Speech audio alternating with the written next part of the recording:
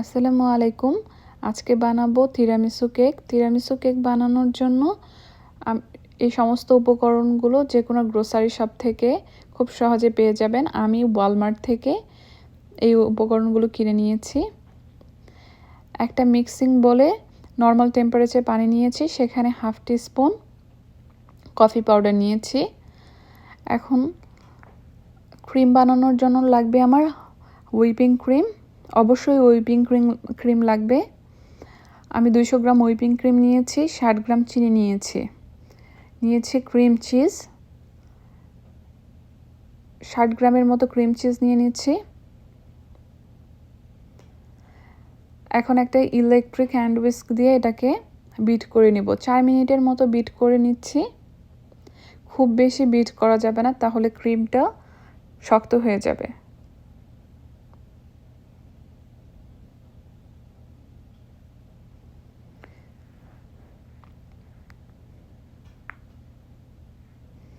আমার cream ready হয়ে গেছে।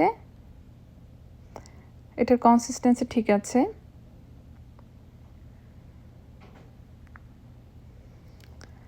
এখন লেডি ফিঙ্গার লাগবে। লেডি ফিঙ্গারগুলো আগে থেকে যে কফি পাউডারটা মিক্স করে নিয়েছিলাম সেখানে এই লেডি ফিঙ্গারগুলো ভিজিয়ে নিচ্ছি। খেয়াল রাখতে হবে যেন খুব বেশি ভিজে না যায়, তাহলে ভেঙে যাবে।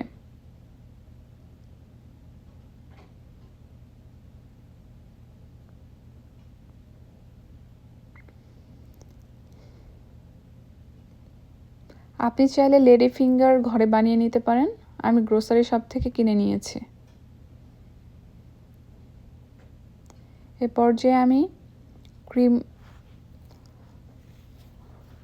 ক্রিম স্প্রেড করে নিচ্ছি। আমার ক্রিম স্প্রেড করা হয়ে গেছে। আমি কিছু ফ্রুট দিয়ে দিচ্ছি। আমি ব্লুবেরি আর স্ট্রবেরি নিয়েছি। সেকেন্ড লেয়ারের জন্য লেডি ফিঙ্গারগুলো আবার ভিজিয়ে নিচ্ছি।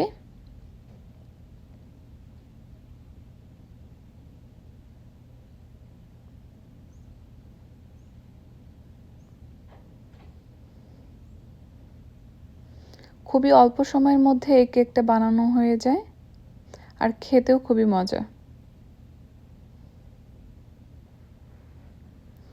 আমি আবারও ক্রিম স্প্রেড করে নিব।